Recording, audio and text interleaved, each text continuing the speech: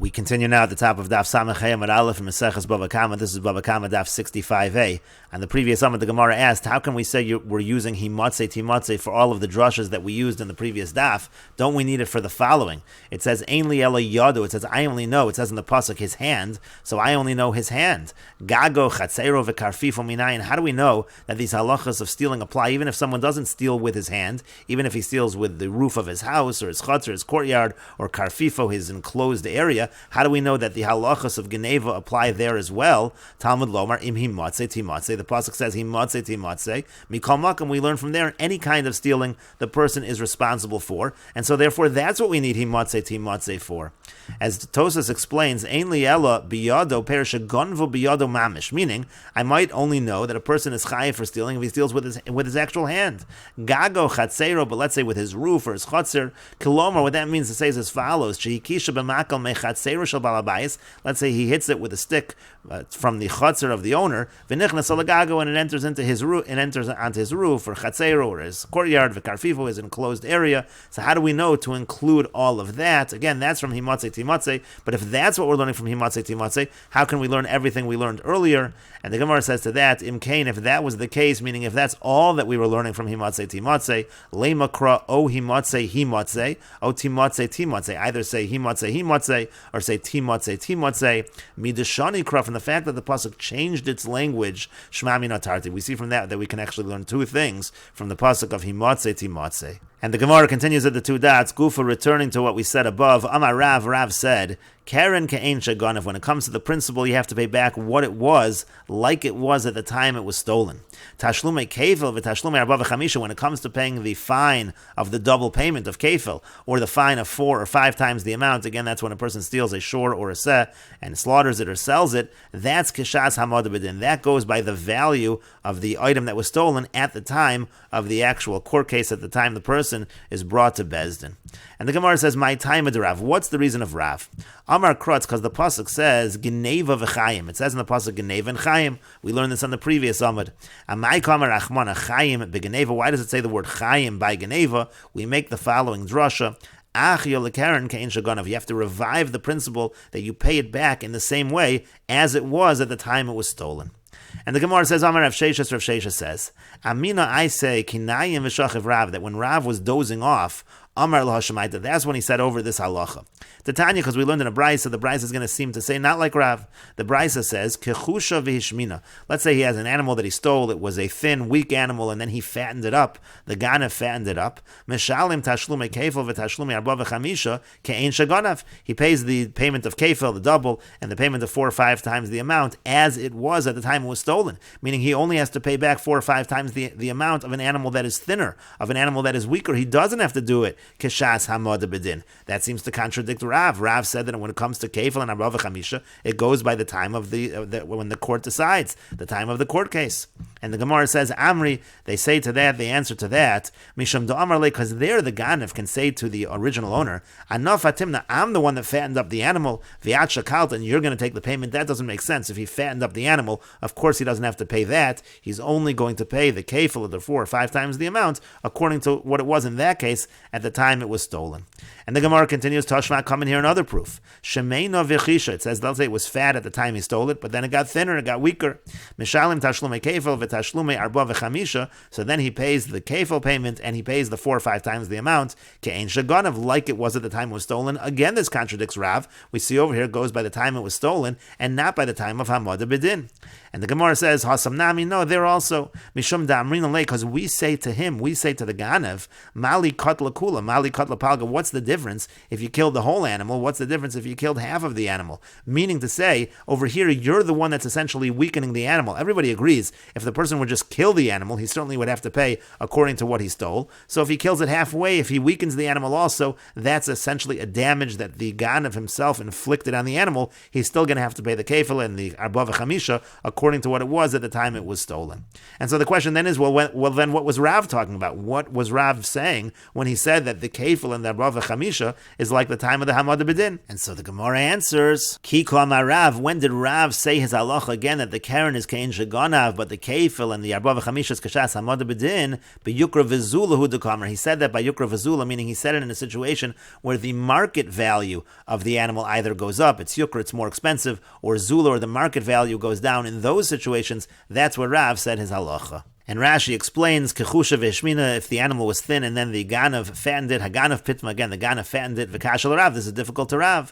D'yamar tashlum edalid v'heikashas hamad b'din, because Rav said that you pay the 4 or 5 times the amount according to its value at the time of the court case.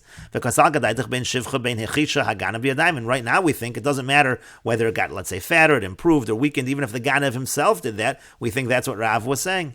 Umeshani, we answer to that, mishum damar lei, meaning we say that the ganav can say, I fattened it, so therefore I shouldn't have to pay for that. That's something that I did. But let's say it just goes up in price because the market value of animals goes up in the marketplace. Or let's say it was a case where the animal fattened on its own. Rashi says that would be the same because the ganav wasn't involved in fattening the animal. That would be a case where you pay kefil according to what it's worth now, according to the time of the Hamad B'Din.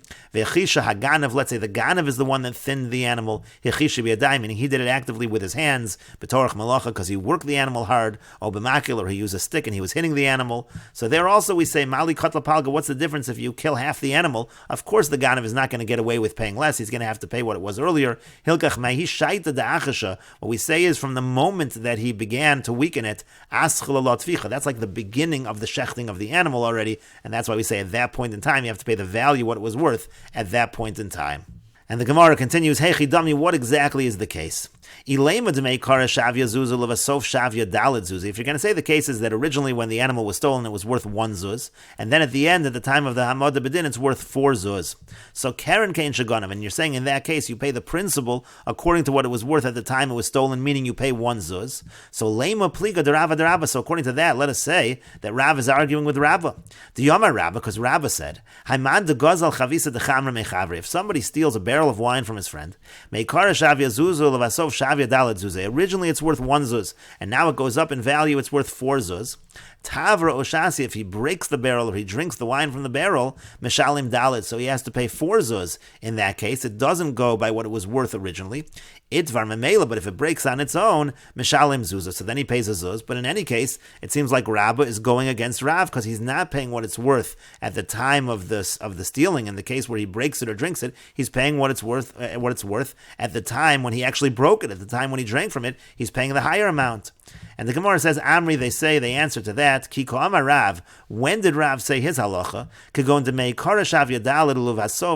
He's talking specifically where originally when it was stolen, it was worth 4 zuz, and now at the end it's worth 1 zuz.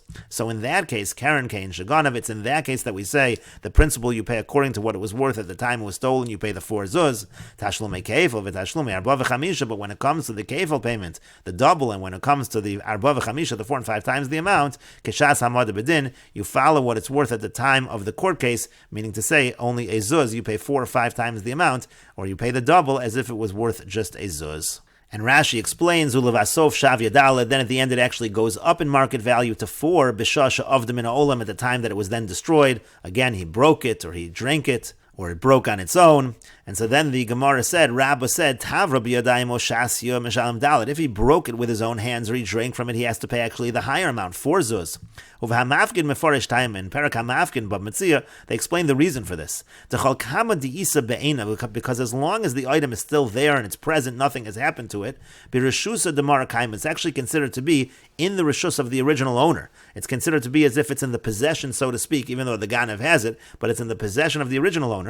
Because there's a requirement at this point in time. There's a requirement at this point in time to return the stolen item. Therefore, if it's going up in value, that's actually happening in the possession of the original owner. So at the moment that he breaks it or drinks from it, he's actually stealing it, so to speak, from the original owner.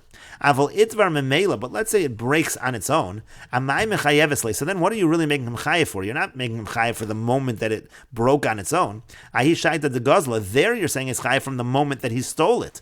Vahi shaita, and at that moment that he stole it, zuzahu deshavi, it was worth one zuz. Vegabe tvicha umechira havik hitavro shasi. And when it comes to tvicha and mechira, when it comes to slaughtering or selling the animal, that's already the equivalent of breaking the barrel, of drinking from the barrel. So tvicha and mechira, it goes by that moment of tavro shasi, it goes by the amount that it was worth at that point in time. And the Gemara continues, Tani Rabbi Chanina l'siyuei l'Rav. Rabbi Chanina taught the following brisa that supports Rav.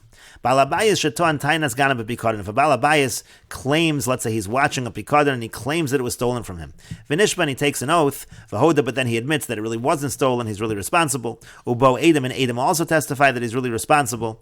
Im ad shelo bo Edom hoda. If before the Edom came he admitted, meaning he admitted first and then the Edom came, meshalim keren v'chomesh v'yasham. So then he has to pay the keren, the principal, and he has to pay the added fifth and bring a carbon asham. That is the case of shvuas hapikadon.